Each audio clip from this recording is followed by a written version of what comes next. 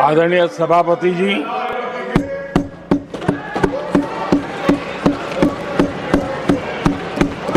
राष्ट्रपति जी के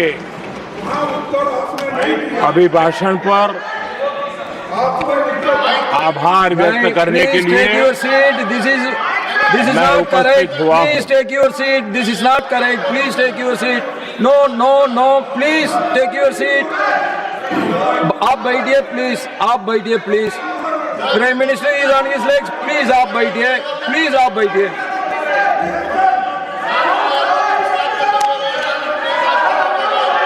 आदरणीय सभापति जी, इस धन्यवाद प्रस्ताव पर समर्थन के लिए इस सदन में अपनी भावनाओं को व्यक्त करना मैं अपना सौभाग्य मानता हूं। आदरणीय सभापति जी, विकसित भारत की यात्रा में बीते वर्ष देश के तेज प्रगति से विकास के वर्ष रहे हैं। Nothing will go on record except Prime Minister's जीवन speech. के हर क्षेत्र में, समाज के हर वर्ग को उनके जीवन में परिवर्तन का एक कालखंड रहा है। एक सही दिशा में तेज गति से देश आगे बढ़ रहा है। आदरणीय राष्ट्रपति जी ने बहुत ही बढ़िया तरीके से पूरी संवेदनशीलता के साथ उन्होंने This is not correct. इस You विषय please को sit to your seat. हम please. सबके सामने प्रस्तुत किया है। आदरणीय सभापति जी, मेरी एक प्रार्थना है, आदरणीय खड़गे जी की उम्र देखते हुए वो बैठ करके भी नारे बोल सकते हैं तो अच्छा होगा, ताकि उनको कष्ट न हो। पीछे नौजवान बहुत लोग हैं, तो खड़गे जी को No. आप बैठते भी When you are speaking, they are listening. You are नारे listening. बोलने की अनुमति दे दीजिए।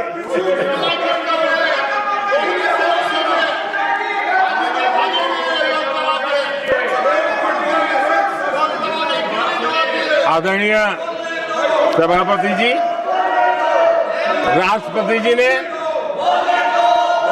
इस देश के मध्यम वर्ग, इस देश के निम्न मध्यम वर्ग, इस देश के गरीब, इस देश के गांव, इस देश के किसान, महिलाएं, विज्ञान हो, प्रौद्योगिकी हो, कृषि हो, सभी विषयों को लेकर के बहुत ही विस्तार से भारत के प्रगति का एक स्वर संसद में गूंजा है।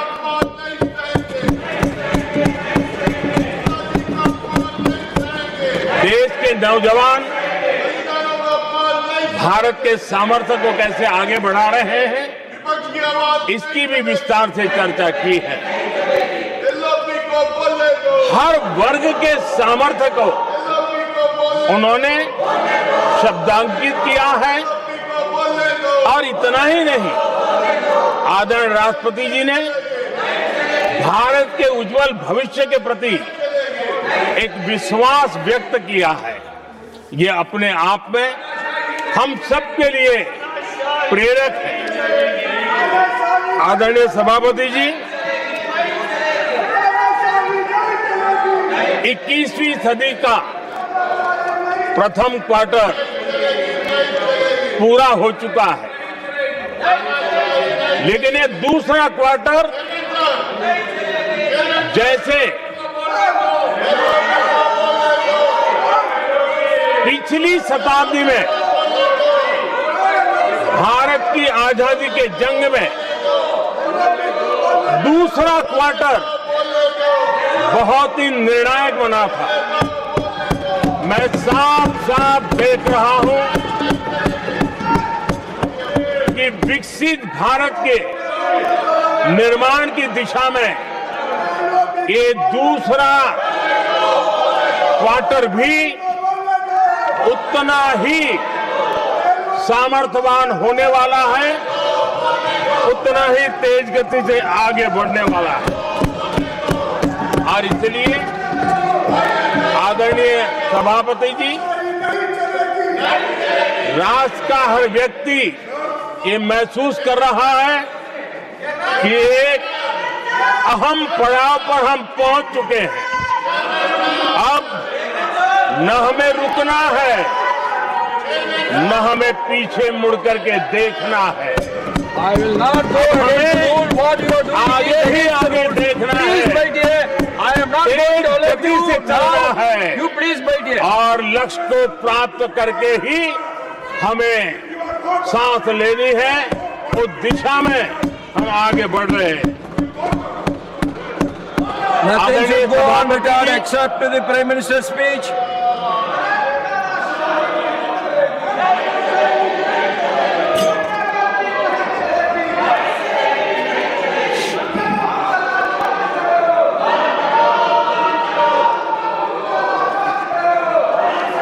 आदरणीय सभापति जी, वर्तमान में अगर हम देखें तो भारत के भाग्य के अनेक सुयोग एक साथ हमें नसीब हुए। ये अपने आप में बहुत ही उत्तम संयोग है, ऐसा मैं मानता हूं। सबसे बड़ी बात है, विश्व के समृद्ध से समृद्ध देश भी बुजुर्ग होते जा रहे हैं। वहां की आबादी उम्र के उस पड़ाव पर पहुंची है हम जिन्हें बुजुर्ग के रूप में जानते हैं। हमारा देश ऐसा है जो विकास की नई ऊंचाइयां छू रहा है। उसी समय दिनों दिन हमारा देश युवा होता जा रहा है, युवा आबादी वाला देश है। ये अपने आप में एक बहुत अच्छा सुयोग है। आदरणीय सभापति जी, दूसरी तरफ मैं देख रहा हूं जिस प्रकार से विश्व का भारत के प्रति आकर्षण बढ़ा है, और उसमें भी विश्व भारत की टैलेंट का महात्म्य समझ रहा है। हमारे पास आज दुनिया का बहुत ही महत्वपूर्ण टैलेंट पूल है, युवा टैलेंट पूल है, जिसके पास सपने भी हैं, संकल्प भी हैं, सामर्थ्य भी है। और इसलिए ये दूसरा सुयोग है। शक्ति का आशीर्वाद हमारे साथ है। आदरणीय सभापति जी, भारत आज विश्व में जो चुनौतियां पैदा हो रही है, उन चुनौतियों का समाधान देने वाला एक देश आशा की किरण बना हुआ है, और हम समाधान दे रहे हैं। वैसा ही एक महत्वपूर्ण सुयोग है कि आज मेजर इकोनॉमी में भारत का ग्रोथ बहुत हाई है, और हाई ग्रोथ और लो इन्फ्लेशन ये बहुत ही यूनिक संयोग है, और ये हमारी अर्थव्यवस्था की मजबूती को प्रदर्शित करता है। आदरणीय सभापति जी, हम जिस गति से आगे बढ़ रहे हैं, जब हमें देश की जनता ने सेवा करने का मौका दिया, तब फ्रेजाइल 5 के रूप में ये देश जाना जाता था। जब हमें अवसर मिला, तब देश आजाद हुआ, तब हम दुनिया में 6 नंबर की इकोनॉमी थे। लेकिन इन लोगों ने ऐसा एक हाल करके रखा कि 11 पे पहुंचा दिया। आज हम 3 पर जाने की दिशा में तेज गति से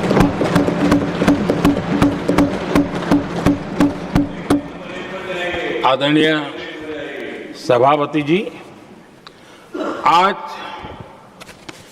कोई भी सेक्टर देख लीजिए, चाहे साइंस हो, चाहे स्पेस हो, चाहे स्पोर्ट्स हो, हर क्षेत्र में आज भारत एक कॉन्फिडेंस के साथ, आत्मविश्वास से भरा हुआ भारत है।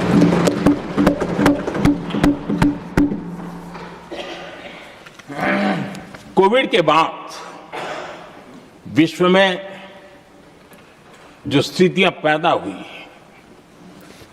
और ऐसी नई नई चीजें जुड़ती गई, आज दुनिया संभल नहीं पा रही है। ऐसे में साफ साफ नजर आ रहा है कि दुनिया एक नए ग्लोबल ऑर्डर की तरफ, नए वर्ल्ड ऑर्डर की तरफ आगे बढ़ रहा है। सेकेंड वर्ल्ड वॉर के बाद एक वर्ल्ड ऑर्डर बना था, अब एक नए वर्ल्ड ऑर्डर की तरफ विश्व बहुत तेजी से आगे बढ़ रहा है। और सबसे बड़ी खुशी की बात है, सारी घटनाओं का अराजनीतिक तरीके से, निष्पक्ष भाव से विश्लेषण करेंगे तो झुकाव भारत की तरफ है।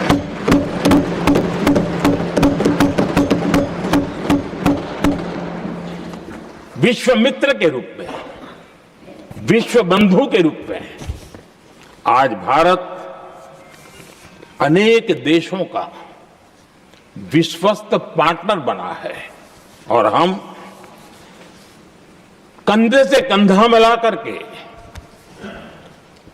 विश्व कल्याण की दिशा में भी अपनी उचित भूमिका निभा रहे हैं, अपने सामर्थ्य से सहाय भी कर रहे हैं। आदरणीय सभापति जी,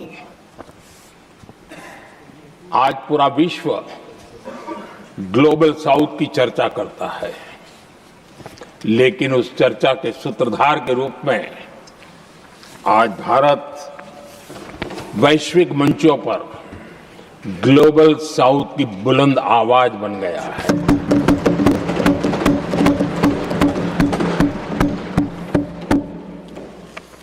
अनेक देशों के साथ आज Bharat future ready trade deals कर रहा है। पिछले कुछ ही समय में दुनिया के महत्वपूर्ण 9 बड़े देशों के साथ 9 बड़े हमारे ट्रेड डील हुए हैं और उसमें मदर ऑफ ऑल डील एक साथ 27 देशों के साथ, यूरोपियन यूनियन के साथ।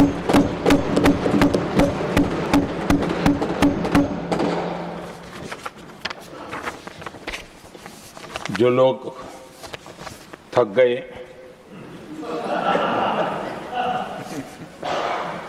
बेचारे चले गए, लेकिन कभी न कभी उनको जवाब देना पड़ेगा कि देश की ऐसी हालत कैसे बना के रखी थी कि दुनिया का कोई देश हमसे डील करने के लिए आगे नहीं आता था। आपने कोशिश की होगी, पीछे पीछे पीछे बहुत चक्कर लगाए होंगे, लेकिन किसी ने आपकी तरफ देखा भी नहीं होगा। क्या स्थिति ऐसे पैदा है? दुनिया के देश ऐसे ही भारत के साथ डील नहीं कर रहे हैं। आदरणीय सभापति जी, इसके पीछे सबसे बड़ी बात, डेवलप कंट्रीज एक डेवलपिंग कंट्री के साथ डील करता है ना, वो अपने आप में भी अर्थ जगत के लिए एक बहुत बड़ा है। और मेरे लिए नई बात नहीं है। जब मुझे गुजरात में सेवा करने का अवसर मिला था तो मैं एक वाइब्रेंट गुजरात समिट करता था, और मेरे लिए गर्व की बात थी कि एक स्टेट, हिंदुस्तान का एक स्टेट, मेरे इस वाइब्रेंट समिट के partner country, develop country Japan हुआ करता था। एक राज्य ने सामर्थ्य दिखाया था, आज मेरा देश है सामर्थ्य दिखा रहा है। ये तब होता है जब आपके पास आर्थिक सामर्थ्य हो, आपके पास आपके नागरिकों के अंदर, देशवासियों में एक ऊर्जा हो, और खास करके मैन्युफैक्चरिंग के लिए एक मजबूत इकोसिस्टम हो, तब जाकर के विश्व आपके साथ डील करने के लिए आगे आता है। वोट बैंक की राजनीति में डूबे हुए लोगों ने कभी भी देश के ऐसे अनेक पहलुओं पर मजबूती देनी चाहिए, ये कभी उनकी प्राथमिकता नहीं रही, और उसी का परिणाम है। और जहां तक कांग्रेस पार्टी का सवाल है, मैं साफ साफ कहना चाहता हूं, और मेरे शब्दों पे भरोसा नहीं तो मैं देश को, लोगों को कहूं कुछ मत करो, सिर्फ लाल किले से कांग्रेस के प्रधानमंत्रियों के जो भाषण है, सिर्फ उन भाषणों का एनालिसिस कर लो, आपको साफ साफ लगेगा कि न उनके पास कोई सोच थी, न उनके पास कोई विजन था, और न ही कोई इच्छा शक्ति थी। और इसका परिणाम है कि देश को इतना भुगतना पड़ा। आदरणीय सभापति जी, मैं कोटि कोटि देशवासियों का आभारी हूं। उन्होंने सेवा करने का अवसर दिया। हमारी काफी शक्ति उनकी गलतियों को ठीक करने में जा रही है। दुनिया के मन में जो उनके समय की छवि है, उस छवि को धोने में मेरी ताकत लगती है। ऐसा बर्बाद करके रखा हुआ था, और इस काम के लिए हमने फ्यूचर रेडी पॉलिसीज पर बल दिया है। और आज आपने देखा होगा, देश नीति के आधार पर चल रहा है, पॉलिसीज के आधार पर चल रहा है। एडोकिज्म को हमने त्याग कर दिया है, और उसके कारण विश्व का विश्वास बनता है। हमने रिफॉर्म, परफॉर्म, ट्रांसफॉर्म के मंत्र को लेकर के आगे बढ़े, और आज स्थिति ऐसी है कि देश रिफॉर्म एक्सप्रेस पर सवार हो चुका है।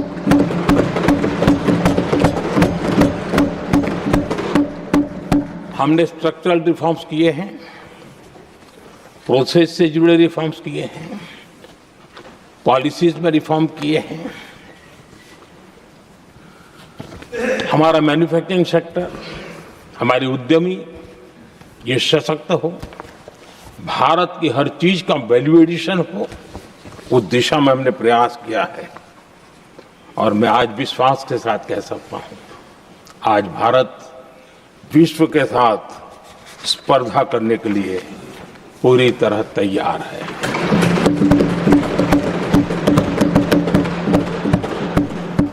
जब मैं विश्व के सीईओ फोरम की समिट देखता हूं, आज दुनिया हमारे उद्यमियों को समानता के रूप में देखती है। और जब पिछले दिनों सभी दलों के डेलीगेशन विश्व में गए थे, ये भाव उन्होंने भी अनुभव किया, और आकर के मुझे सभी दल के माननीय सांसदों ने अपने अनुभव बता रहे थे, बड़ा गर्व से कह रहे थे कि हाँ, बराबरी से बात हो रही है। ये हमारे लिए अपने आप में बात है। आदरणीय सभापति जी, एमएसएमई का बहुत बड़ा नेटवर्क जितना सामर्थ्यवान होता है वो लंबे अरसे तक इकोनॉमी को एक ताकत देता है। हमने उस दिशा में बल दिया और हमने कई रिफॉर्म्स किए हैं। आज हमारे एमएसएमई नेटवर्क पर दुनिया का भरोसा बढ़ रहा है। बड़े बड़े हो सकता है हम हवाई जहाज नहीं बनाते होंगे, लेकिन कई हवाई जहाज हैं जिसमें कई पुर्जे मेरे देश के छोटे छोटे एमएसएमई बना रहे हैं।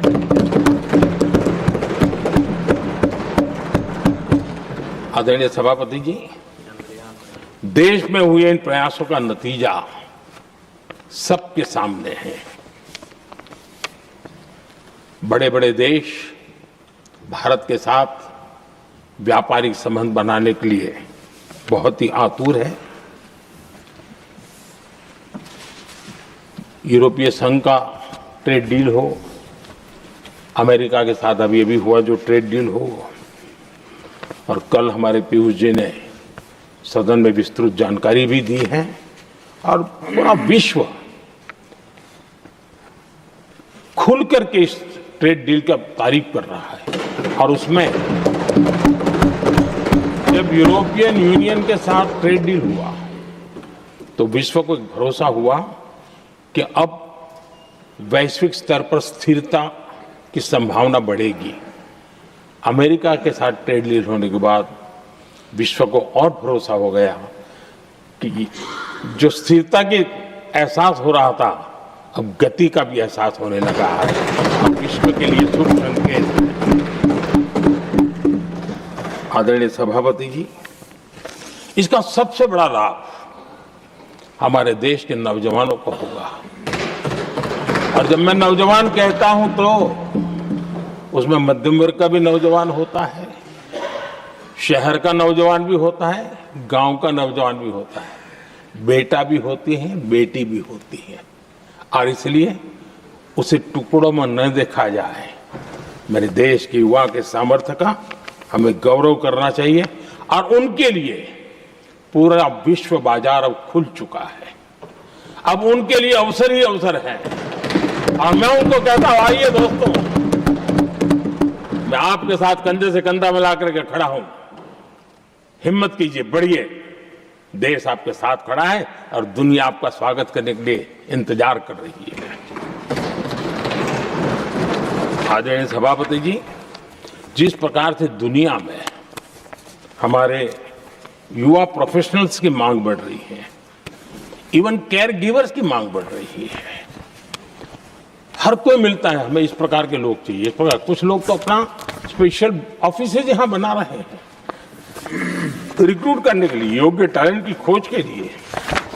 इसका मतलब हुआ कि भारत के प्रोफेशनल्स के लिए भी विश्व में बहुत बड़े अवसर बन रहे हैं।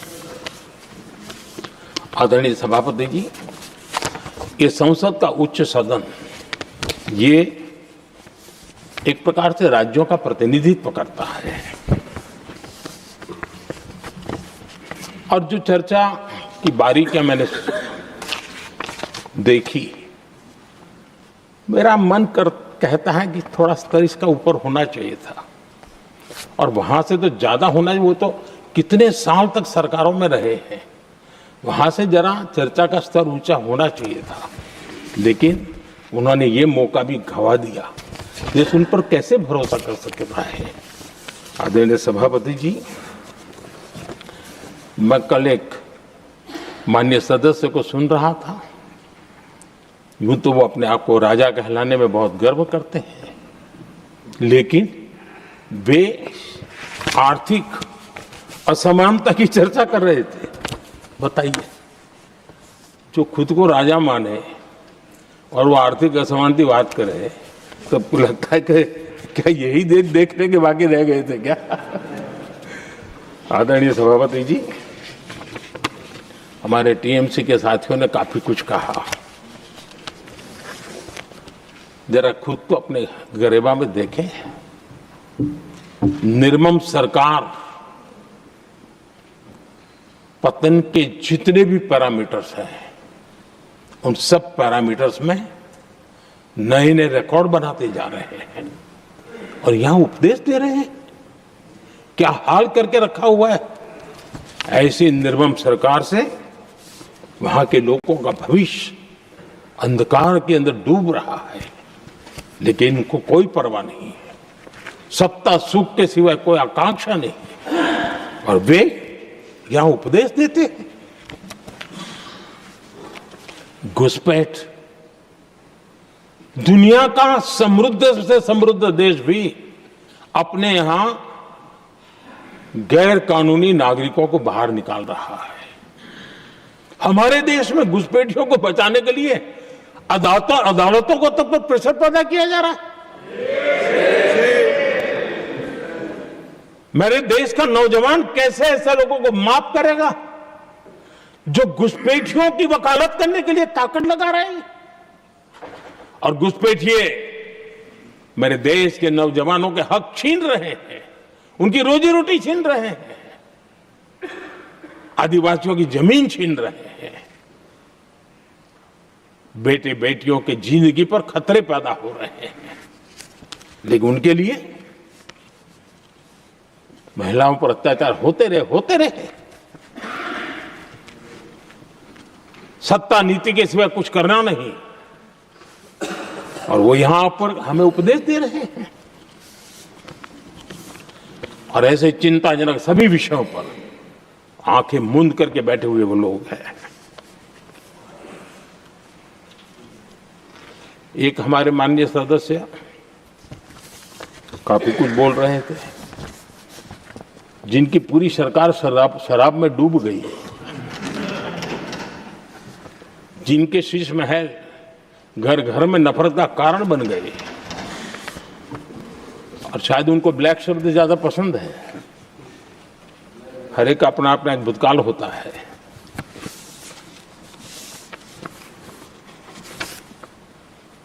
पता नहीं ब्लैक के साथ उनका क्या पुराना रिश्ता है। आदरणीय सभापति जी, ऐसे सभी साथियों से मैं आज जरूर कहूंगा, तुम कितना दुनिया को धोखा दोगे, तुम कितना दुनिया को धोखा दोगे। आईना देख लिया तो अपनी सच्चाई कहां छिपाओगे।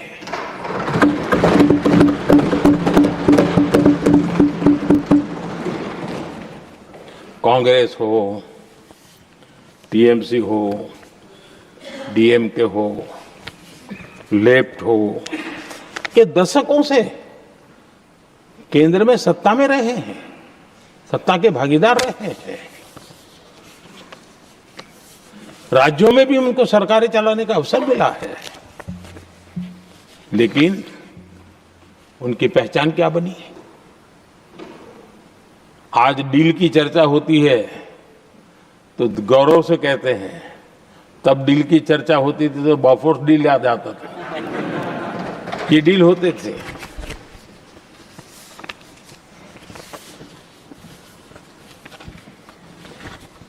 उन्होंने सिर्फ जेब भरने का काम किया।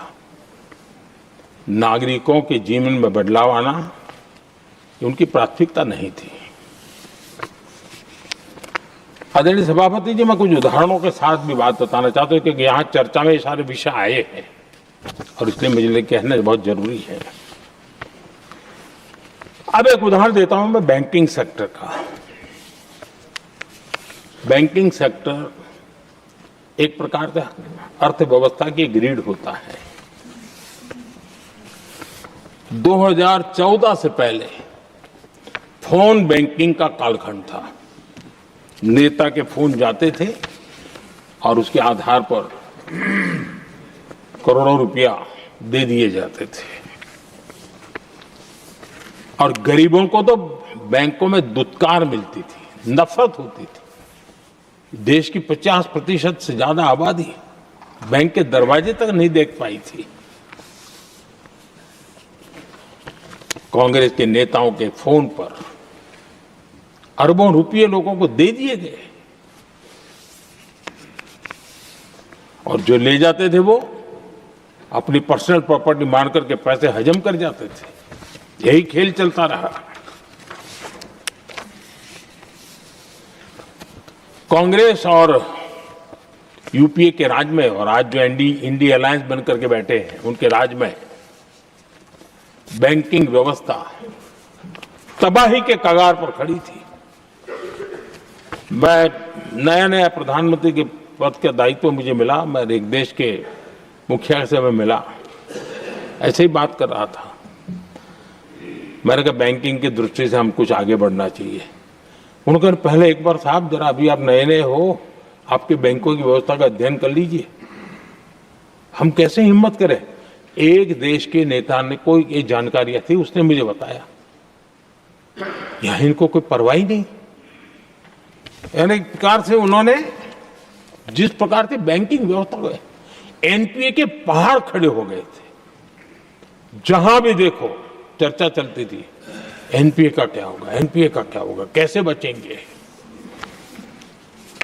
आदरणीय सभापति जी, चुनौती बड़ी थी, लेकिन हमने समझदारी से काम लिया।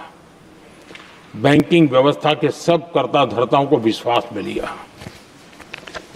रिफॉर्म की आवश्यकता थी, हिम्मत के साथ रिफॉर्म किए, पारदर्शी व्यवस्था बनाई,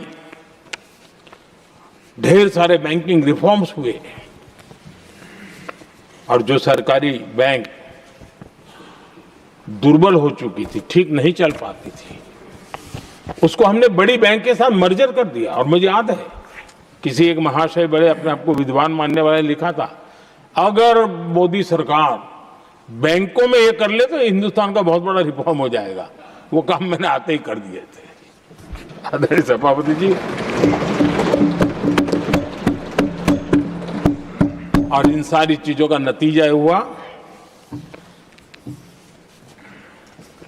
बैंकों में जो बीमारी घर कर गई थी, उस बीमारी से बैंकों को मुक्ति मिली। बैंकों का स्वास्थ्य सुधरा, लगातार सुधरा, अभी भी तेजी से आगे दौड़ रहे हैं। और बैंकिंग का जब स्वास्थ्य सुधरा तो लेन देन का कारोबार भी उनका बढ़ा, लोगों को पैसे मिलने लगे, सामान्य व्यक्ति को पैसे मिले। ऐसे ऐसे गरीब लोगों को लोन मिले जिनके लिए कभी बैंक के दरवाजे बंद थे, बेचारा दूर से देख करके उसे जाना पड़ता था। आज मुद्रा योजना जो देश के नौजवान को अपने पैरों पर खड़े रहने की ताकत देता है, मुद्रा योजना जो स्वरोजगार की प्रेरणा देता है, लेकिन स्वरोजगार के भाषण के काम नहीं होता है, उसका हाथ पकड़ना पड़ता है, उसको साथ देना पड़ता है, उसको सहाय देनी पड़ती है। और हमने मुद्रा योजना के साथ द्वारा 30 लाख करोड़ रुपया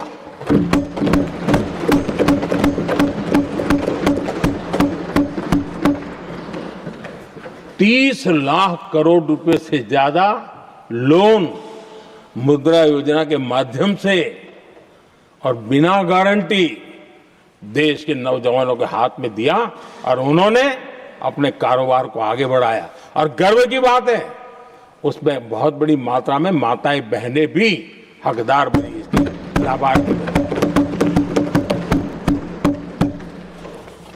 सेल्फ हेल्प ग्रुप, इन दिनों ग्रामीण महिलाएं बड़े सपने देखती हैं, खुद अपने पैरों पर खड़ा होना चाहती थी। विमेन सेल्फ हेल्प ग्रुप का हमने विस्तार तो किया ही किया, लेकिन 10 करोड़ बहनों को हमने सीधी आर्थिक मदद की व्यवस्था की। हमारे एमएसएमई सेक्टर को हमने भरपूर लोन दी।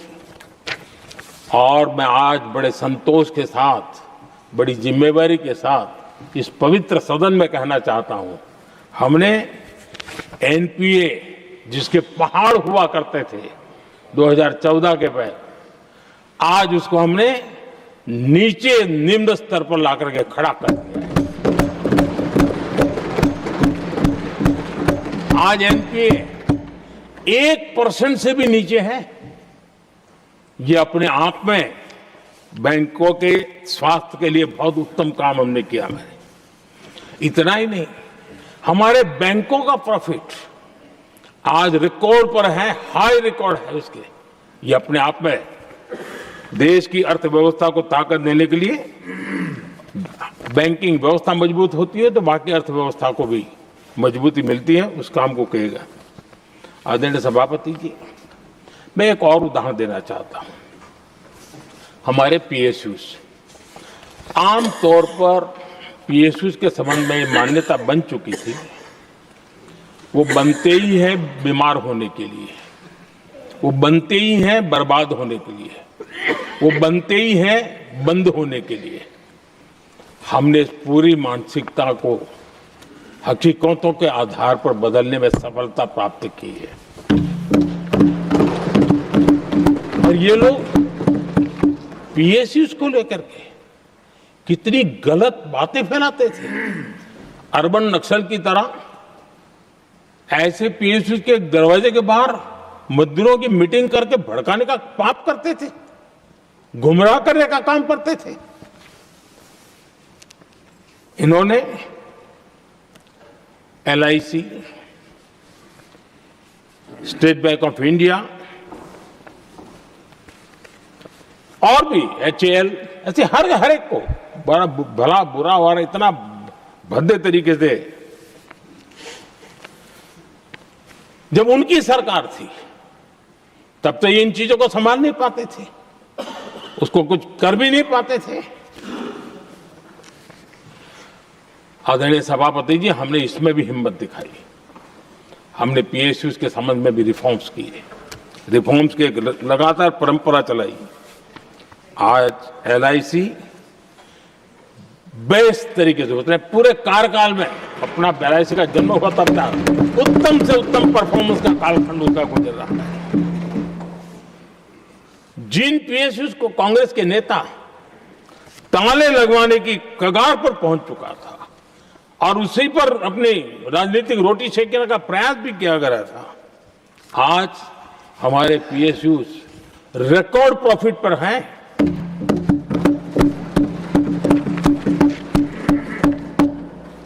इतना ही नहीं, वे अपने परफॉर्मेंस से मेक इन इंडिया को भी गति दे रहे हैं। मेक इन इंडिया का जो सपना है उसका पूरा करने में वे भी एक बहुत बड़े कैटलिक एजेंट के रूप में आज भूमिका अदा कर रहे हैं।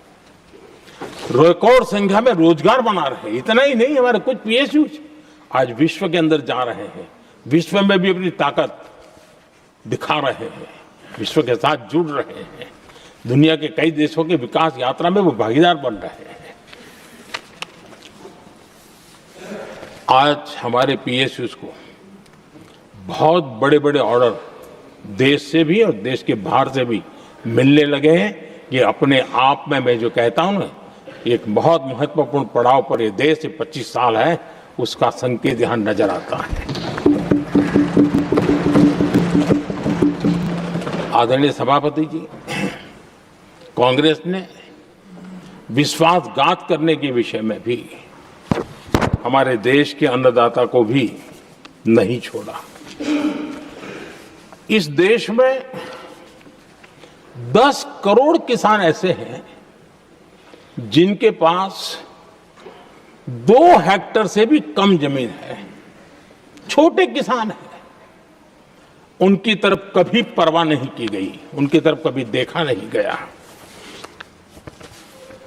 नहीं उनके दिमाग में ये छोटे किसानों का कोई महात्मा था। उनको लगता है कुछ बड़े लोगों को संभाल लिया तो गाड़ी चल जाएगी, और यही राजनीति करते रहे। आदरणीय सभापति जी, हमारे दिल में छोटे किसान के प्रति एक दर्द था। हम जमीनी हकीकतों से परिचित थे और उसी के कारण हम पीएम किसान सम्मान निधि योजना लेकर के और आप इतने कम समय में हमारे इन छोटे किसानों के खाते में 4 लाख करोड़ रुपया हमने दिया है। 4 लाख करोड़ रुपए आंकड़ा छोटा नहीं होता है आदरणीय सभापति जी। और उसने हमारे छोटे किसानों को एक नई ताकत दी है, नए सपने देखने का सामर्थ्य दिया है। और मुझे पक्का विश्वास है कि हमारा किसान उस दिशा में जरूर भारत की आशा अपेक्षा के अनुरूप परिणाम देगा।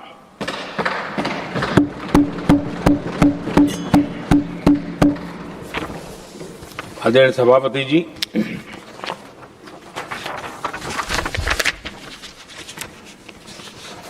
यहाँ कुछ साथियों ने इम्प्लीमेंटेशन के संबंध में शिकायतों का भाषण काफी किए। शायद वो तय करके आए थे कि ऐसा ऐसा बोलना है, तो इसमें तो उनका ऐलान दिखता था, बाकी में तो नहीं दिखता है। आदरणीय सभापति, जब ये इम्प्लीमेंटेशन को लेकर के इतनी बड़ी बड़ी बातें करते हैं, मैं एक जरा किस्सा सुनाता हूँ। मैं किसी का भला बुरा कहने के लिए नहीं कर रहा हूँ, मैं सिर्फ हकीकतें रख रहा हूँ। परेशानी जिनको होगी उनको होगी, लेकिन तथ्य तो तथ्य ही होते हैं। हमारे देश के एक नेता हिमाचल प्रदेश के दौरे पर गए थे और वहां से आने के बाद उन्होंने खुद ने ये घटना कहीं सुनाई, रिकॉर्ड पर उपलब्ध है। उसमें उन्होंने कहा,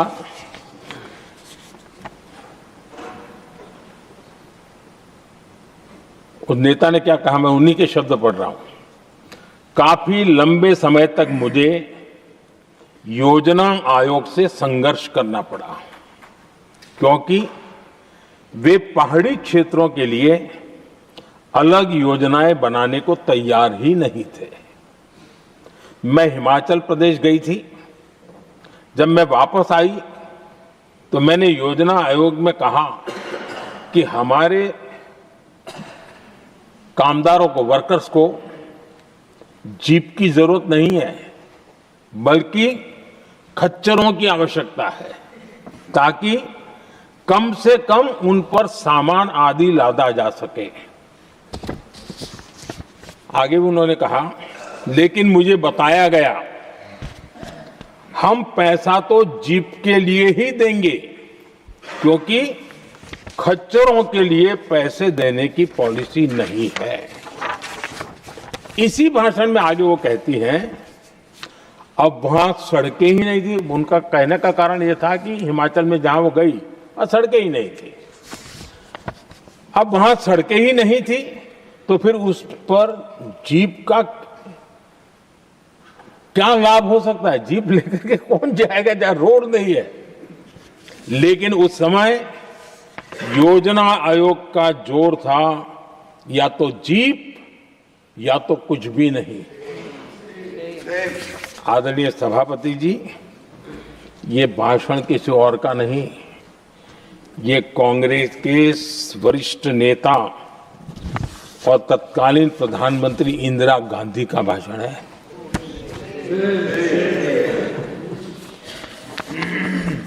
कांग्रेस के लंबे शासनकाल में यही कार्यशैली रही,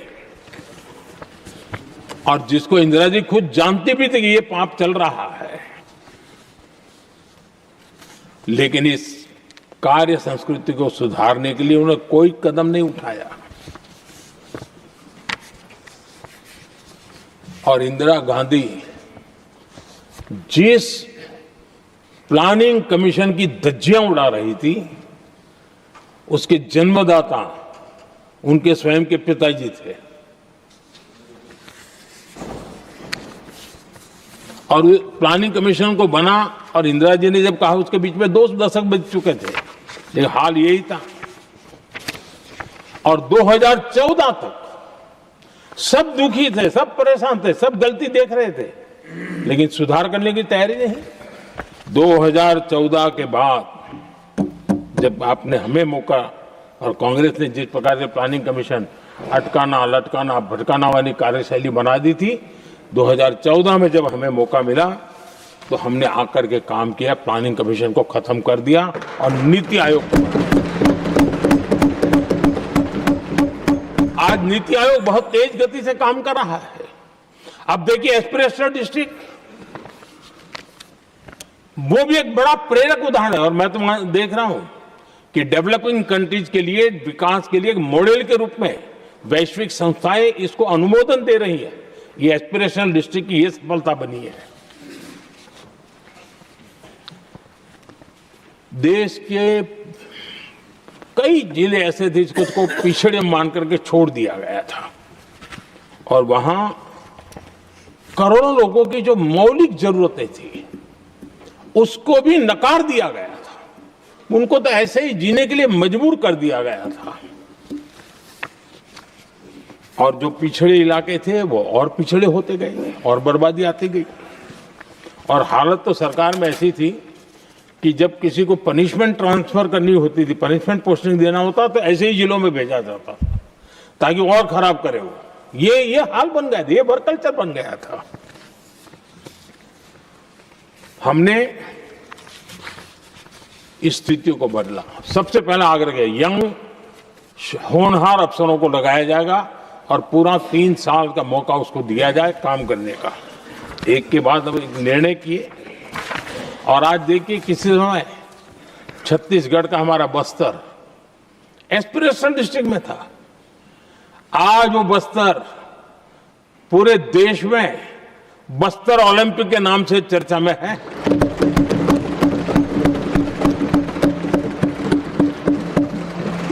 आज विकास की धारा बस्तर के गांव-गांव पहुंच रही है। अभी कुछ गांवों में पहली बार बस देखी, पूरे गांव ने उत्सव मनाया बस्तर में।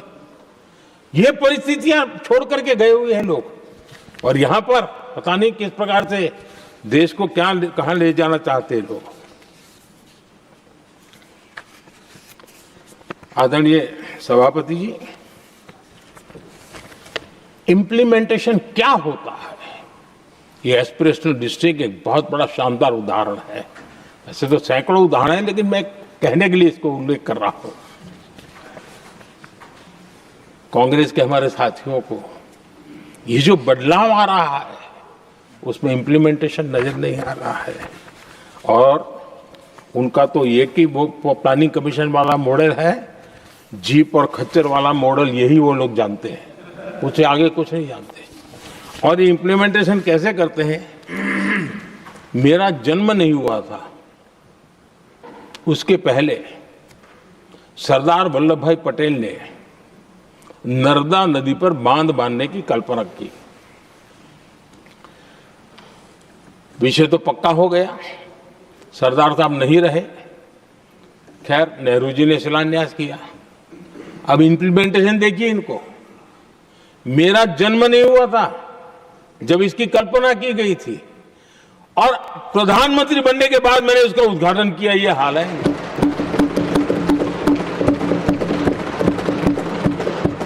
और उनका इंप्लीमेंटेशन देखिए, मुझे मुख्यमंत्री रहते हुए 3 दिन अनशन पर बैठना पड़ा था नर्मदा सरदार सरोवर डैम के लिए, मेरे राज्य के किसानों के लिए। मैंने अपने आप को दांव पर लगा दिया था, तब जाकर के भारत सरकार को झुकना पड़ा और तब जाकर के सरदार सरोवर डैम के कंस्ट्रक्शन को गति मिली और यहां मैं पहुंचा तब मुझे उसका उद्घाटन करने का सौभाग्य मिला। और आज कच्छ तक हावड़ा बीएसएफ के लोग जहां बैठते हैं वहां तक नर्मदा का शुद्ध पानी पीने के लिए पहुंच रहा है। इंप्लीमेंटेशन क्या होता है और यहां पर इम्प्लीमेंट किसी ने शब्द पकड़ा दिया, हर एक के मुंह से वही निकल रहा था। हमने कांग्रेस की कार्यशैली को बदलने के लिए जब मैंने देखा कई ऐसे काम थे अटके पड़े हुए, कोई पूछने वाला नहीं थे फाइलों में, और पॉलिटिकल फायदे के लिए अनाउंसमेंट कर दिए, दिए जला दिए, पत्थर लगा दिए, करना कुछ नहीं। आखिरकार मैंने एक टेक्नोलॉजी वाला प्लेटफॉर्म बनाया यहां आकर के, प्रगति के नाम से। ये प्रगति प्लेटफॉर्म का मैं उदाहरण देता हूं,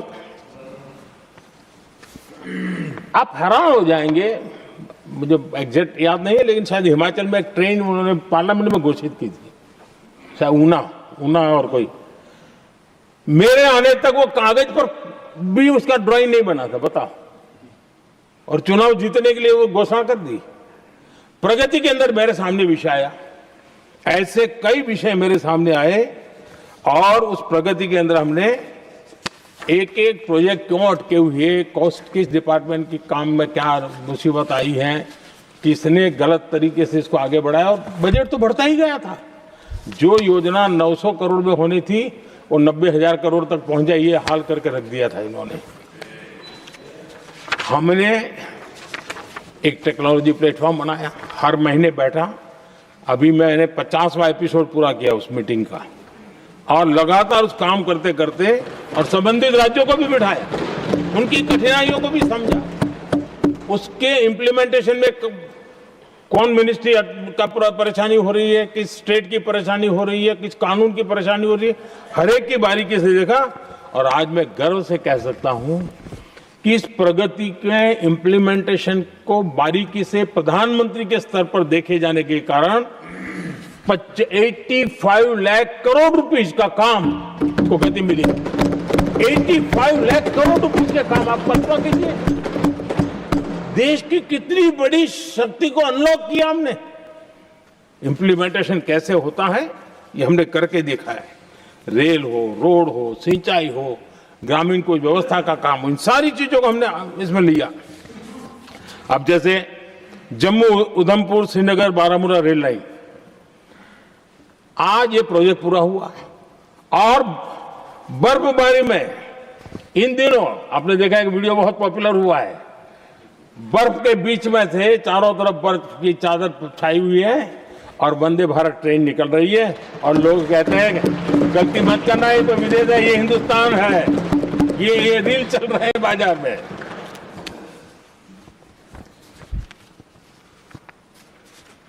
लेकिन 3 दशक तक यही प्रोजेक्ट लटका हुआ था।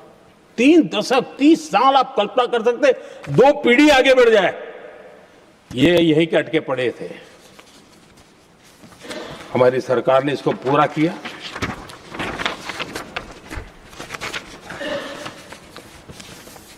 आदरणीय सभापति जी, मैं असम की बात करता हूं, और कोई ये मत सोचो कि मैं चुनाव है इसलिए बोल रहा हूं। इनके पाप है इसलिए मुझे कहना पड़ रहा है। कांग्रेस सिर्फ इमेजिन करती है और इंप्लीमेंट करने का उनको कोई लेना देना ही नहीं होता है।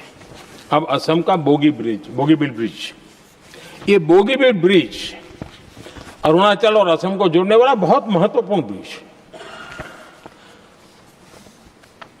कितने ही सालों तक ये प्रोजेक्ट लटका रहा। हमने प्रगति के माध्यम से इसको रिव्यू किया और असम सहित पूरे नॉर्थ ईस्ट को बहुत बड़ी सुविधा वाला ये काम हमने पूरा किया। आदरणीय सभापति जी,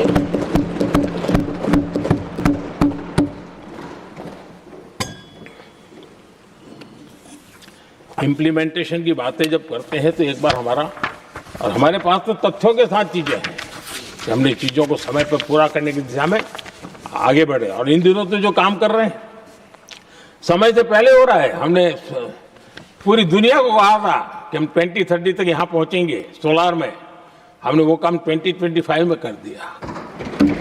हमने इथेनॉल का समय तय किया था, हम उसमें भी 2-3 साल पहले ही काम पूरा कर लिया। तो एडवांस में हम काम पूरा करने का, इंप्लीमेंटेशन की ताकत हमारे से उससे भी ज्यादा है। आदरणीय सभापति जी,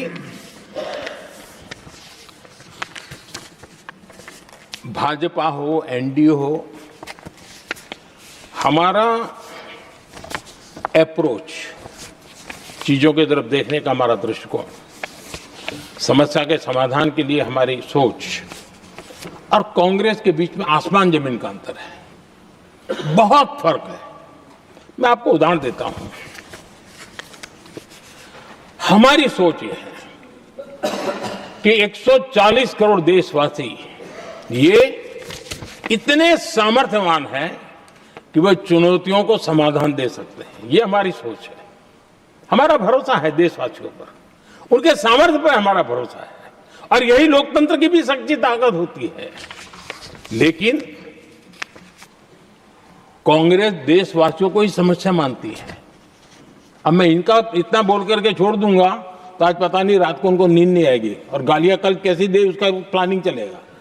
लेकिन मैं उदाहरण के साथ बताना चाहता हूं किस प्रकार से लोग सोचते थे देशवासियों के लिए।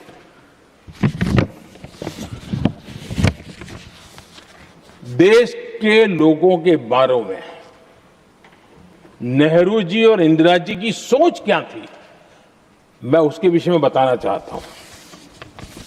इंदिरा जी एक बार ईरान गए थे और ईरान में वो भाषण दे रही थी और उस भाषण में उन्होंने नेहरू जी के साथ जो बातचीत हुई थी उसका उल्लेख किया। खुद ने कहा है, उन्होंने कहा, और मैं जो इंदिरा जी ने कहा था उसको कोट कर रहा हूं, जब किसी ने मेरे पिताजी से पूछा, यानी नेहरू जी से पूछा कि उनके सामने कितनी समस्याएं हैं, तो उन्होंने उत्तर दिया था 35 करोड़। नेहरू जी ने जवाब दिया था कि उनके सामने कितनी समस्याएं हैं, बोले 35 करोड़। उस समय हमारे देश की जनसंख्या थी 35 करोड़। अब आगे देखिए, 35 करोड़ देशवासी नेहरू जी को समस्या लगते थे। ऐसा कोई मुखिया हो सकता है क्या जी? और इस बात का उदाहरण देते हुए इंदिरा जी ने आगे कहा कि आज देश की जनसंख्या 57 करोड़ है, इसलिए मेरी समस्याओं की संख्या भी उतनी ही बड़ी है। यानी पिताजी को 35 करोड़ समस्या वाले देशवासी लगते थे, अब 57 करोड़ उनको समस्या। कोई ऐसा हो सकता है जो अपने ही देशवासियों को समस्या माने? ये फर्क है उनकी सोच और हमारी सोच में, ये फर्क है उनके अप्रोच और हमारे अप्रोच में।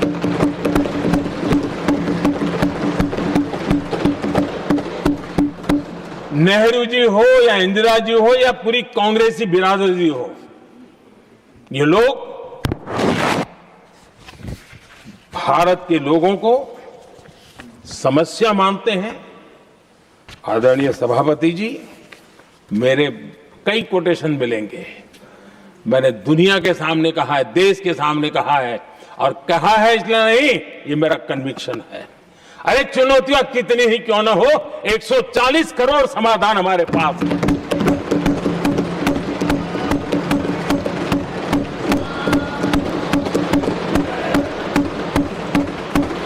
हमारे लिए देशवासी समर्थक की पूंजी है। हमारे लिए हर देशवासी भारत का उज्जवल भविष्य का नियंता है, निर्माता है, कर्ता धर्ता है। हम उसको समस्या कैसे कह सकते हैं? ऐसी सोच वाले लोग अपने परिवार का ही भला करेंगे और किसका करेंगे?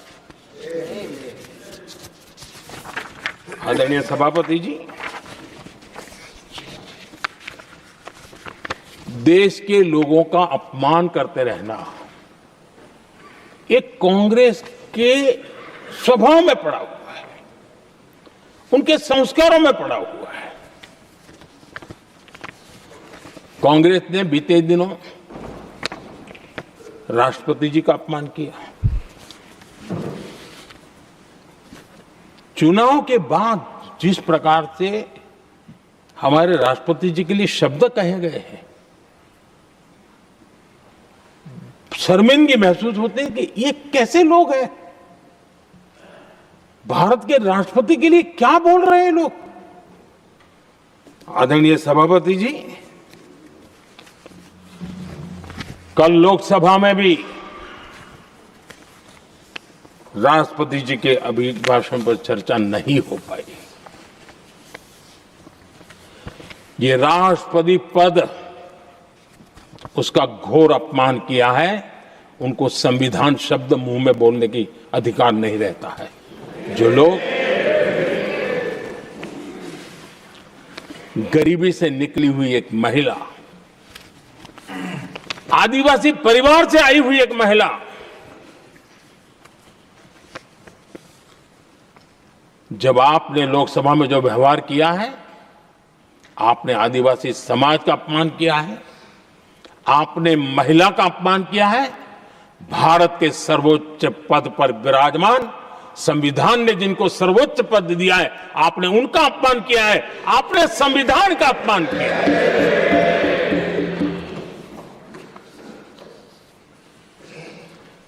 आदरणीय सभापति जी, उनको कुछ भी लगता हो, कांग्रेस को ये गुनाह कि Honorable members, it is now 6 p.m. If the House agrees, we may sit beyond 6 p.m. till disposal of the motion of thanks and the presidential address. Do I have the leave of the House to extend the sitting beyond 6 p.m.? Thank you. आदरणीय सभापति जी, समय बढ़ाने के लिए मैं आपका और सदन का बहुत आभार व्यक्त करता हूं।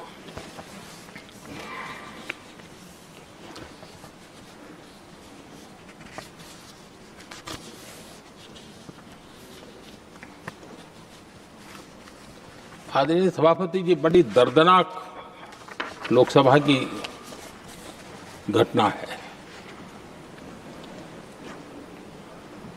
और शायद हताशा निराशा तो हम समझ सकते हैं, लेकिन इसके लिए देश के पवित्र लोकतंत्र के मंदिर को ही इस रूप में कर देना, और उस समय चेयर पर असम के ही हमारे एक माननीय सांसद बैठे थे और उस समय कागज फेंके गए, टेबल पर चढ़ दिया गया। क्या ये नॉर्थ ईस्ट का अपमान नहीं है? क्या असम के नागरिकों का अपमान नहीं है? कल फिर दोबारा किया उन्होंने, और उस समय आंध्र के दलित परिवार का बेटा चेयर पर बैठा था, उसने उसको भी अपमानित किया। यानी आपने नॉर्थ ईस्ट का अपमान, चेयर में बैठा अपमान करो, आंध्र के एक दलित परिवार का बेटा चेयर पर बैठा उसका अपमान करो। सदन ने इनको काम दिया हुआ है, सबने मिलकर के काम दिया हुआ है, लेकिन वो दलित समाज से आते हैं, इसलिए आप अपमान करते हो।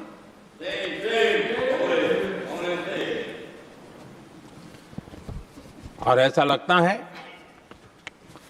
कांग्रेस के लोगों को असम की जनता के प्रति बड़ी नफरत है। उनको लगता है कि उसकी जनता ने उनका साथ छोड़ दिया मतलब उनके दुश्मन हो गए। क्या कभी लोकतंत्र में ऐसे सोचते हैं क्या? मुझे तो तब बहुत पीड़ा हुई थी जब भारत रत्न भूपेन हजारिका जी, जो कि देश के बहुत ही सम्मानीय व्यक्तित्व है जी, आज भी घर घर में उनको स्मरण करते हैं लोग। उनके प्रति जो भक्ति का भाव है आप कल्पना नहीं कर सकते, लेकिन उनको इसकी भी कोई परवाह नहीं है। और जिस प्रकार से, और हमारा सौभाग्य था कि हमने भूपेन हजारिका जी के देश के लिए जो उनका योगदान था, नॉर्थ ईस्ट जैसे इलाके से पूरे देश को अपने वाणी से, अपने विचारों से, अपनी अभिव्यक्ति से बांध के रखा था। हमने भारत रत्न देने का निर्णय किया, इस पर भी इनको ऐतराज। और मैं तो हैरान हूं, खड़गे जी अगर होते तो मैं उनकी हाजिरी में कहता ही है, इन्होंने जिस प्रकार से बोला ना भारत रत्न के बाद, वो वीडियो पर उनका चेहरा देखेंगे ना, आपको लगा रहे ये ऐसे लोग हैं, ऐसा व्यवहार करते हैं। और ये कहा, अरे ये तो सिंगर थे। मैं समझता हूं कि एक किसी का भी अपमान करने में कभी भी पीछे नहीं रहते हैं। उन्होंने भूपेन हजारिका जी को भारत रत्न दिया, उसका भी विरोध किया। ये पूरे असम का विरोध है, पूरे देश के कला प्रेमियों का विरोध है। और मुझे पक्का विश्वास है असम कभी भी इस अपमान को भूलने वाला नहीं है।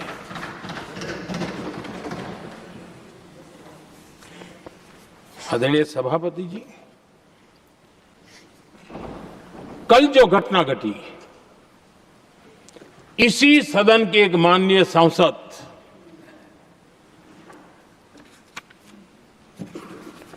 कांग्रेस के शातिर दिमाग जिनका है, ऐसे एक युवराज ने उनको गद्दार कह दिया। अहंकार कितनी 7वें आसमान पर पहुंच चुका है इनका। और कांग्रेस को छोड़कर के कितने ही लोग निकले हैं, कांग्रेस के कितने टुकड़े हुए हैं, कई लोग दूसरे दलों में गए हैं, लेकिन औरों को तो किसी को गद्दार नहीं कहा उन्होंने। लेकिन कल सांसद को गद्दार इसलिए कहा क्योंकि वो सिख थे। ये सिखों का अपमान था, एक गुरुओं का अपमान था। और कांग्रेस के अंदर जो कूट कूट करके सिखों के प्रति नफरत भरी पड़ी है ना, उसका वो अभिव्यक्ति थी। और इसी सदन के माननीय सांसद है वो, और उनको जरा भी दर्द नहीं, वरना आज खड़े होकर के कह सकते थे कि कल जो हुआ इसी सांसद की गरिमा के अनुरूप नहीं था, हमें खेद है। एक शब्द तो बोल लेते, लेकिन सिखों के प्रति उनके मन में जो नफरत भरी पड़ी है, और इसी के कारण उन्होंने कल,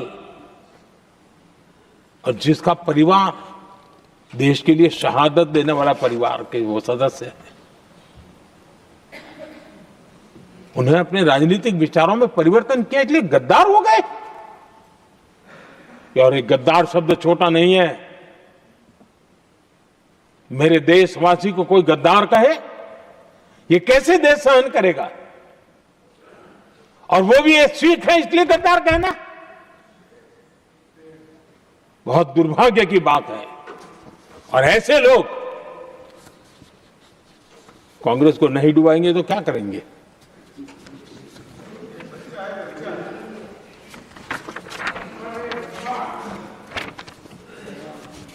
आदरणीय सभापति जी, एक तरफ ये दृश्य है और दूसरी तरफ हमारे सदानंद जी मास्टर का दृश्य है।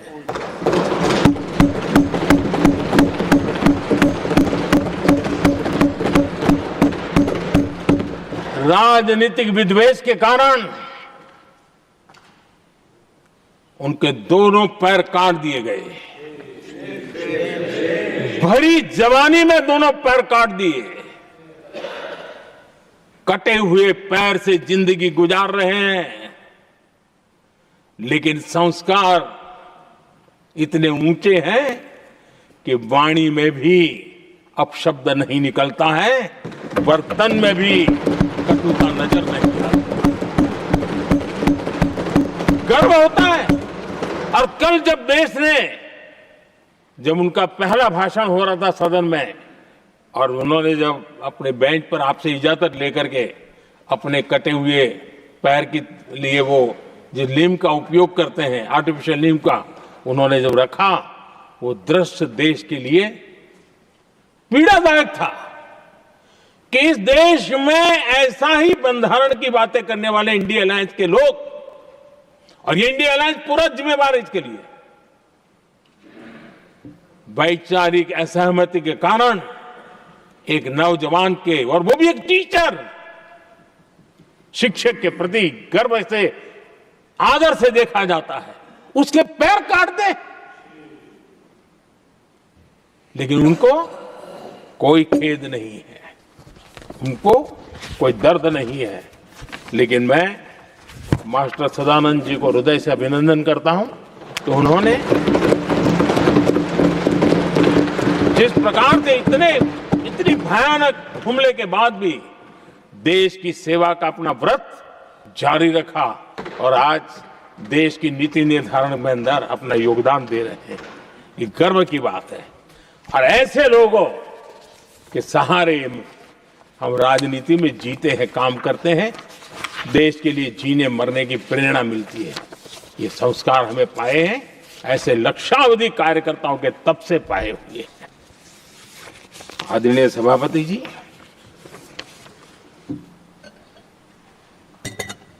इन दिनों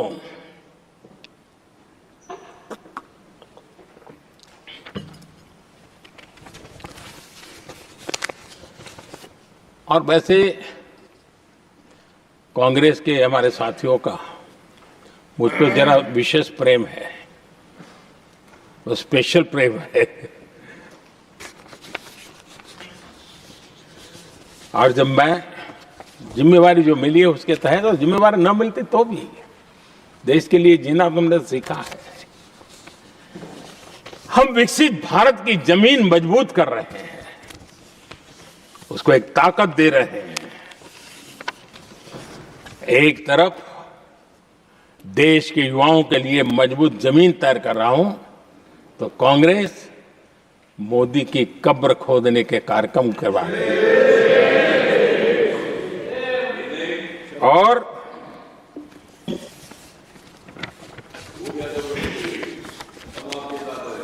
मोहब्बत की दुकान खोलने वाले मोदी तेरी कब्र खुदेगी के नारे लगा रहे हैं जी। ये कौन सी मोहब्बत की दुकान है जो देश के ही किसी नागरिक के कब्र खोदने के सपने देखती हो? ये कौन सा संविधान से उन्होंने सीखा है जो देश के ही किसी नागरिक के कब्र खोदने की बात करते हो? क्या ये संविधान का अपमान नहीं है? क्या ये मानवता का अपमान नहीं है? क्या ये सार्वजनिक जीवन की मर्यादाओं का अपमान नहीं है? और उनको इसका कोई खेद नहीं है। अगर इसके बाद क्या बयान देंगे? बयान देखो, प्रधानमंत्री राज्यसभा में भी रो रहा था।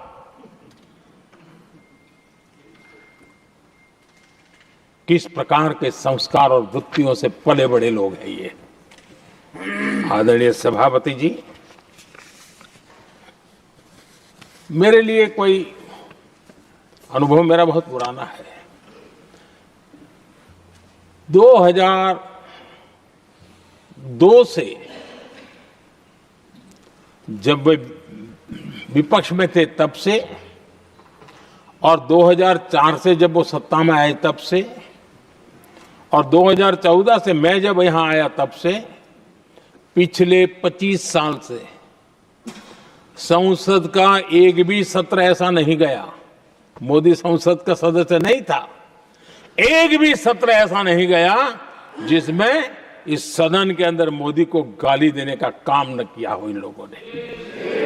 25 साल। और मुझे किसी ने पूछा था, मोदी जी आपके स्वास्थ्य का क्या राज है? मैंने कहा, मैं डेली 2 किलो गाली खाता हूं।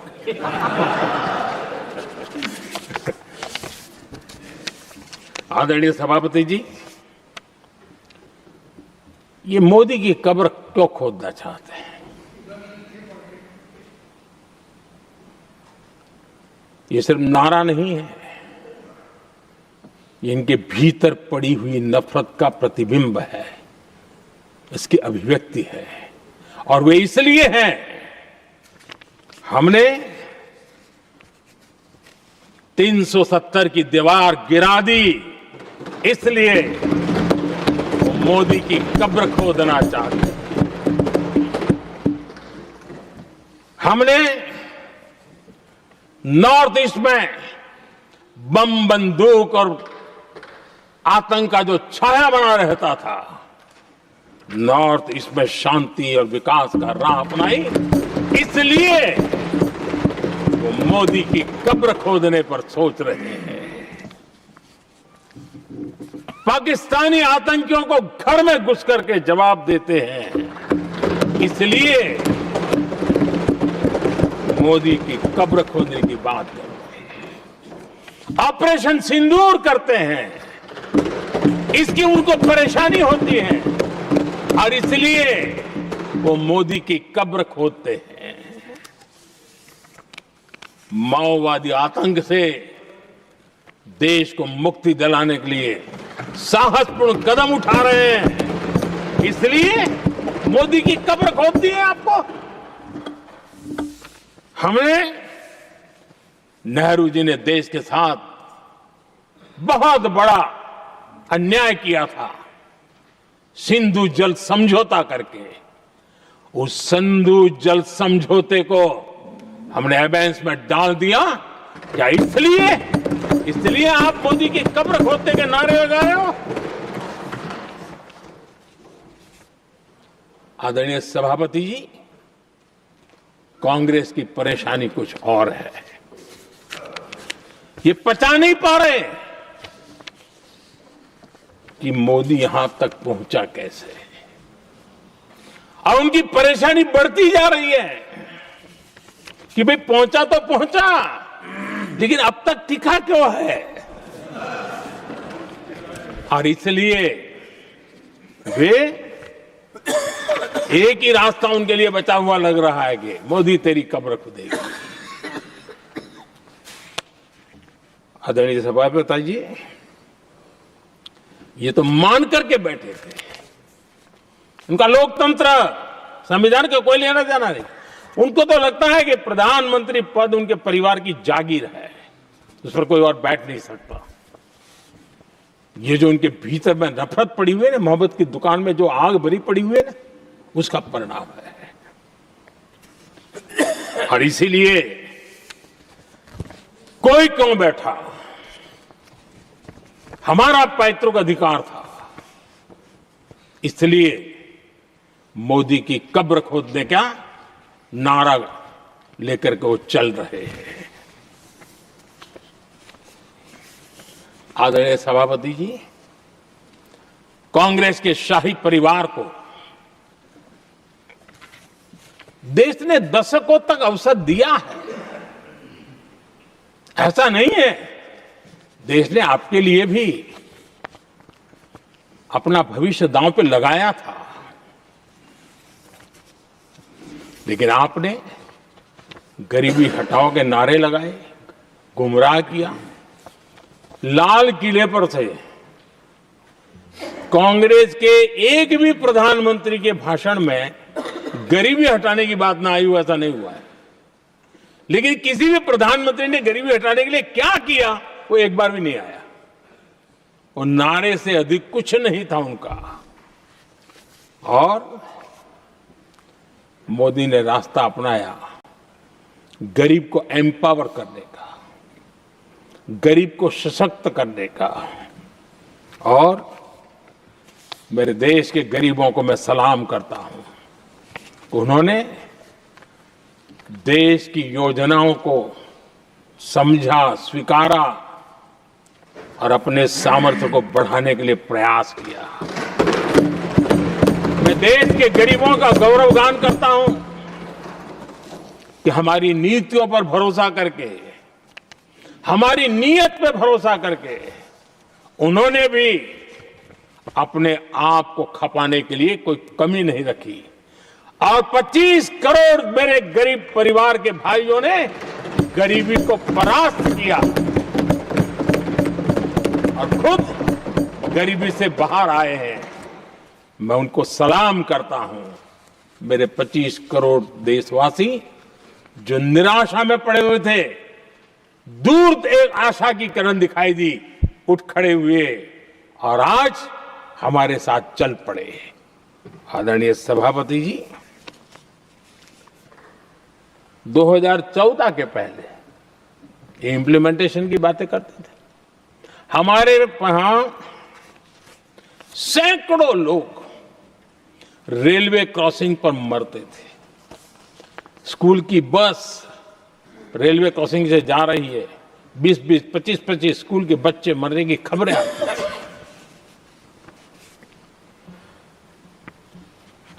अनमैन्ड रेलवे क्रॉसिंग, वो इतना बड़ा काम नहीं था कि नहीं कर सकते थे। ये काम भी मुझे करना हुआ और हमने सारे अनमैन्ड क्रॉसिंग बंद कर दिए, लाखों लोगों की जिंदगी बचा ली। इसलिए ये मोदी की कब्र खोदना चाहते हैं। आदरणीय सभापति जी, 2014 से पहले इस देश में 18,000 गांव ऐसे थे जिनको बिजली का मतलब पता नहीं था। बिजली का कोई तार होता है, कोई बल्ब होता है, कोई लट्टू जलता हुआ उसमें उजाला निकलता, पता नहीं था उनको।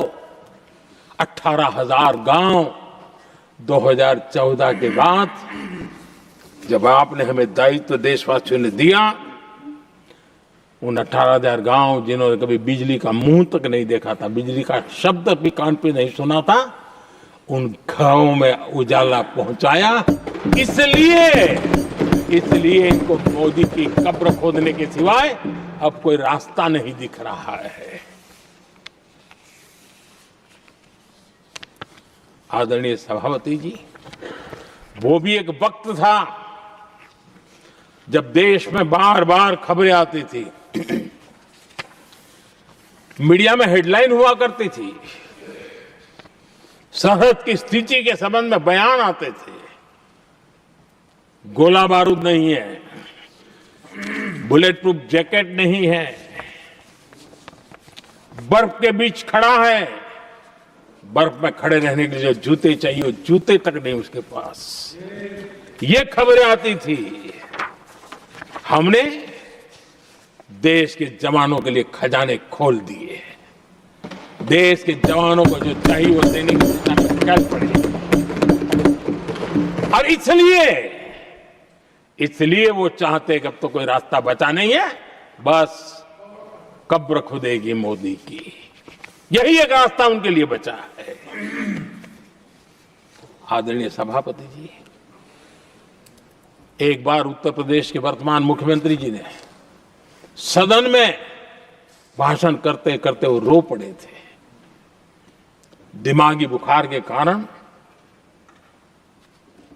बच्चे, अनगिनत बच्चे मर रहे थे। इनको कभी सूझा नहीं कि इस दिमागी बुखार से मुक्ति दिलाई जा सकती है। आदरणीय सभापति जी, आंख की बीमारी ट्रकोमा, लोग परेशान होते थे, आंखें चली जाती थी और विज्ञान प्रगति कर चुका था, हो सकता था, वो नहीं कर सकते थे। हमने दिमागी बुखार से भी मुक्ति दिलाई और हमने ट्रकोमा से भी देश की लोगों की आंखें बचाई। यही सफलताएं हैं, यही संवेदनशीलता है, समाज के लिए जीने मरने का यही संकल्प है। पल पल, तिल तिल समाज के लिए बिताना, घिसना, झलना, वो उनको परेशान कर रहा है। तब जाकर के मोदी तेरी कब्र खुदेगी, ये मंत्र लेकर के चल रहे हैं, ये सपने देख करके चल रहे हैं और बातें लोकतंत्र की करते हैं। मोहब्बत की दुकान के साइन बोर्ड लगाते हैं। क्या सार्वजनिक जीवन में ऐसी नफरत होती है? आदरणीय सभापति जी, इनकी सरकार रिमोट से चलती थी, मेरी सरकार भी रिमोट से चलती है। 140 करोड़ देशवासी मेरा रिमोट है।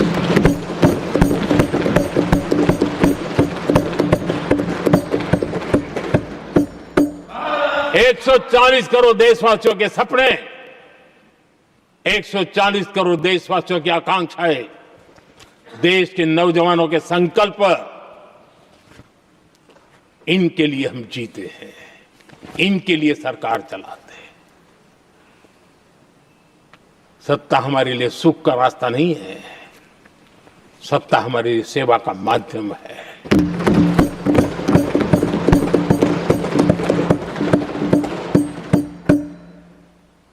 मुद्रा योजना, लाखों करोड़ों की मदद मिली, स्वरोजगार को बल दिया। कांग्रेस ने कभी स्टार्टअप कल्चर को प्रमोट ही नहीं किया। कुछ सैकड़ों में स्टार्टअप बेचारे अपने, उनको पता भी नहीं था। और इनका तो हाल ये है आदरणीय सभापति जी, अपने घर के स्टार्टअप को भी वो लिफ्ट नहीं कर पा रहे।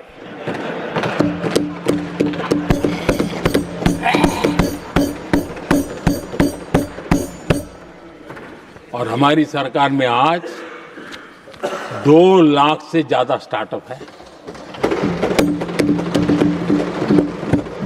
और जब सफलता एक के बाद एक जन सामान्य के दिलों को जीतती है ना, तब जाकर के उनके पास एक ही रास्ता बचा है, मोदी तेरी कब्र खुदेगी। लेकिन उस हमारा याद कीजिए, बीएसएनएल को लेकर के चुटकुले चलते थे, कार्टून बनते थे। आज स्वदेशी 4G स्टैक हमने खड़ा कर दिया। 5G दुनिया में सबसे तेज गति से रोल आउट करने का काम हमने कर दिया। कम्युनिकेशन की नई जनरेशन, नई टेक्नोलॉजी, नई सोच, इसको हमने आगे बढ़ाया। और इसलिए दर्द जुबान पे आ रहा है, मोदी तेरी कब्र खुदेगी। आदरणीय सभापति जी, गरीब की सेवा ये मेरा सौभाग्य है। 4 करोड़ गरीबों को पक्के घर देना मैं जीवन में सुकून मानता हूं। बिजली, पानी, गैस का सिलेंडर, टॉयलेट की सुविधा, मुझे लगता है कि हाँ, परमात्मा ने मुझे सही दिशा में काम करने की प्रेरणा दी है। पहली बार गांव की महिला गर्व से कह रही है, हाँ मैं लखपति दीदी बनी हूं, तो दूसरी कह रही है इस साल तक मैं लखपति दीदी बन जाऊंगी। जो बन गई है उनको जब पूछता हूं, नहीं बोले साहब अब तो करोड़पति के लिए सोच रहे हैं। ये जो मिजाज बदला है, जो आत्मविश्वास बढ़ा है, और ऐसे देश के कोटि कोटि जनों के आशीर्वाद जिस इंसान पर हो, कोटि कोटि माताओं बहनों का जिस पर रक्षा कवच हो, नारे कितने ही लगा लो, कब्र तुम नहीं खोद पाओगे।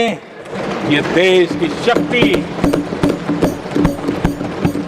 आशीर्वाद रूपी कवच, माताओं बहनों का मेरे प्रति जो भाव रहा है, जिस श्रद्धा भाव से मैंने माताओं बहनों की सेवा करने का काम किया है, जिनको कोई पूछता नहीं था उसको मोदी पूजाता है। यही करना है, और ये आशीर्वाद ही है जो इनको चूभते हैं, और इसलिए कब्र खोदना चाहते हैं। आदरणीय सभापति जी, चोरी करना जिनका पुश्तैनी धंधा है, जिन्होंने एक गुजराती की सरनेम भी चुरा ली,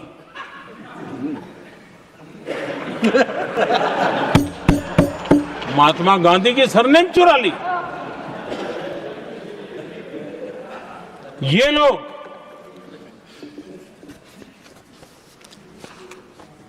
और देश की जनता इतनी समझदार कि ऐसी पटक देती है, ऐसी पटक देती है तो लोगों को।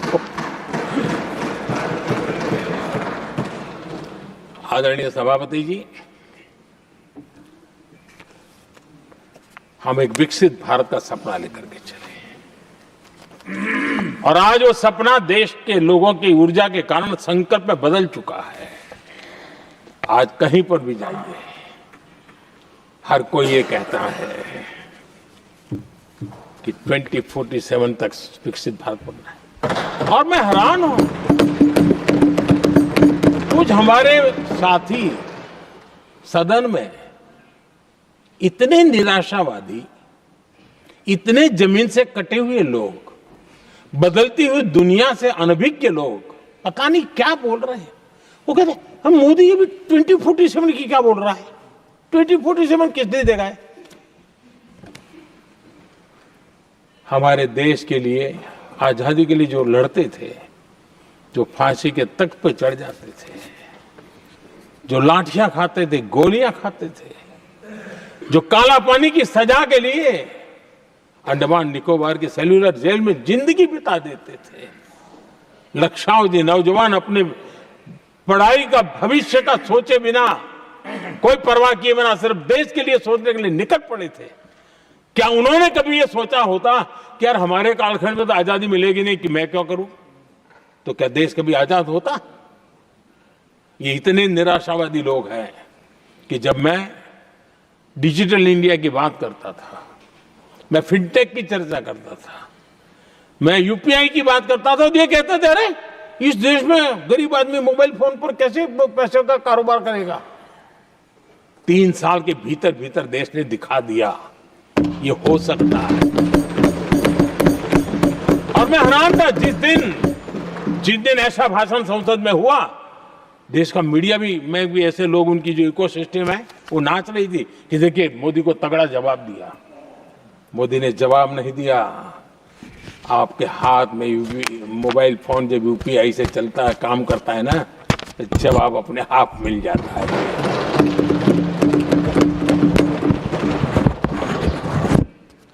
आदरणीय सभापति जी, कांग्रेस के समय एक व्यंग चला करता था और आमतौर पर कहा गया और सीरियस नेचर की चर्चा में भी आता था, हंसी मजाक में भी आता था। इंडिया मिस द बस, ये कॉमन वर्ड हो चुका भाई, मौका गंवा दिया, बाजी हाथ से चली गई। इंडिया मिस द बस, ये हमेशा होता था। आदरणीय सभापति जी, आज भारत कोई बस मिस नहीं कर रहा है, आज भारत काफिले का नेतृत्व कर रहा है।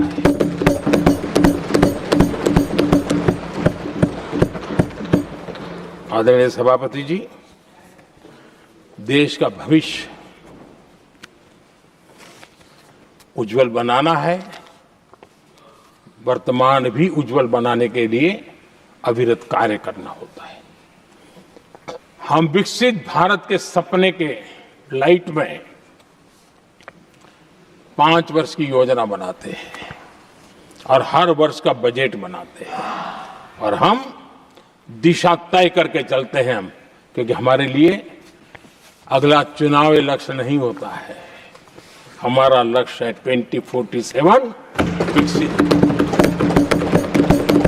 अरे चुनाव तो आएंगे जाएंगे, मेरा देश अजरा अमर रहने वाला है और हम देश की युवा पीढ़ी के हाथ में समृद्ध हिंदुस्तान देने का सपना लेकर के चलेंगे। जिन बच्चे जो आज जो घर में बालक है ना, उनको भी मैं देख करके कह सोचता हूं कि मैं इसके हाथ में ऐसा हिंदुस्तान दे करके जाऊं ताकि हमें अपने काम का संतोष हो। 2047 क्यों, 2047 क्यों, ये बातें करते हैं। आदरणीय सभापति जी, आज जिस प्रकार से हम इनिशिएटिव लिए, चाहे स्पेस हो, साइंस हो, टेक्नोलॉजी हो, समंदर की गहराई हो, जल थल नभ अंतरिक्ष, हर क्षेत्र में नए संकल्प, नई ऊर्जा, नए कदम और नई सिद्धियों को लेकर के देश आज आगे बढ़ रहा है। हम ग्रीन हाइड्रोजन पर काम कर रहे हैं, हम आने वाले युग को समझ पा रहे हैं। हम क्वांटम कंप्यूटिंग की बात कर रहे हैं, हम एआई मिशन को लेकर के चल रहे हैं और आज दुनिया मानने लगी है कि एआई मिशन भारत बहुत कुछ दुनिया को दे सकता है। ये विश्वास आज दुनिया में बना है। आज दुनिया में क्रिटिकल मिनरल, रेयर अर्थ राजनीतिक हथियार बन गया है। हम उस पर फोकस कर रहे हैं ताकि कभी भारत को किसी के पास हाथ फैलाने की नौबत ना आ जाए। आदरणीय सभापति जी, ऐसे तो अनगिनत प्रोजेक्ट हैं जिसमें विदेश का इन्वेस्टमेंट आना ही आना है, क्योंकि अब हर किसी को अपना भविष्य भारत की भूमि में नजर आ रहा है। हर किसी को अपना भविष्य भारत की टैलेंट के भरोसे नजर आ रहा है। हर किसी को भविष्य भारत के उज्जवल भविष्य के साथ खुद के उज्जवल भविष्य को जोड़ करके दिखता है। और इसलिए दुनिया आज भारत, विकसित भारत की बात हम क्यों कर रहे हैं, जिनके दिमाग में नहीं पड़ता है, दुनिया को समझ आ रहा है कि भारत ने सही दिशा पकड़ी है। चलो अब चर्चा वहां चल रही है कहीं हम बस न चुक जाए। कल तक चर्चा चलती थी इंडिया बस मिस करता है, अब दुनिया को लगता है अब हम लेट न हो जाए, वहां आने की स्पर्धा चल रही है। आदरणीय सभापति जी, आने वाला समय भारत के लिए अवसरों से भरा हुआ है, भारत के नौजवानों के लिए अवसरों से भरा हुआ है। भारत के उज्जवल भविष्य के लिए मैं पूरी संभावनाएं रेखांकित कर सकता हूं, मैं देख सकता हूं और उसके दिशा में नीतियां बनाकर हम आगे चल रहे हैं। हम इसको और मैं चाहता हूं, मेरे देशवासियों को निमंत्रण देता हूं, और मैं देशवासियों को आज सदन से भी कहना चाहूंगा, मैंने मन की बात में भी इसका उल्लेख किया था, मैं यहां पर सभी माननीय सांसदों से भी कहूंगा कि आप भी अपने अपने क्षेत्र में ऐसे लोगों को बताइए, जब दुनिया भर में इतने अवसर पैदा हुए हैं, उसको स्थायित्व तब मिलता है जब हम उत्तम प्रकार की चीजों को लेकर के जाए, हम क्वालिटी को कॉम्प्रोमाइज न करें। मुनाफा कम क्यों न हो, लेकिन क्वालिटी को हम निरंतर उत्तम करते जाएंगे। इनोवेशन करना पड़ेगा, करेंगे, रिसर्च करना पड़ेगा, करेंगे, प्रोडक्ट में मटेरियल बदलना पड़े तो बदलेंगे, लेकिन हम दुनिया में क्वालिटी की दृष्टि से उत्तम हो, तब जाकर के जो आज राजनीतिक दृष्टि से जो निर्णय होते हैं उसका बेनिफिट लेने के लिए हमने पीछे नहीं रहना चाहिए। मेरे देशवासियों से मैं आज यही आग्रह करूंगा कि आप क्वालिटी के विषय में मेरा साथ दीजिए, क्वालिटी में कॉम्प्रोमाइज न करिए। आप देखिए, दुनिया सिर्फ और सिर्फ made in India, made in Bharat, made in India, made in Bharat, इसके लिए गीत गाने लग जाएंगी। आदरणीय सभापति जी, मैं कांग्रेस के मित्रों का भी आज आभार व्यक्त करता हूं कि कम से कम मुझे, उनको पता था, पहले प्रयोग कर चुके थे, पिछले 10 साल में मुझे 5-6 बार इस प्रकार से बोलने से रोका गया, लेकिन उनको मालूम था एक बार शुरू होता हूं तो रुकता नहीं। और मैंने कहा था एक बार एक अकेला, तो अब अनुभव से सीख गए कि इसमें कोई दाल गलने वाली नहीं है, तो समझदारी से काम लिया और ऐसी समझ उनको निरंतर मिलती रहे, ये भी मैं प्रार्थना करता रहूंगा। आदरणीय सभापति जी, मैं राष्ट्रपति जी के उद्बोधन में योगदान देने वाले सभी सांसदों का भी आभार व्यक्त करता हूं। जो भी उत्तम विचार यहाँ प्राप्त हुए हैं, उत्तम विचार देश की प्रगति में जरूर काम आएंगे, ऐसा मैं विश्वास देता हूं। और आदरणीय राष्ट्रपति जी का इस संबोधन के लिए मैं हृदय से आभार व्यक्त करते हुए मेरी वाणी को विराम देता हूं। बहुत बहुत धन्यवाद। Subscribe to One India and never miss an update. Download the One India app now.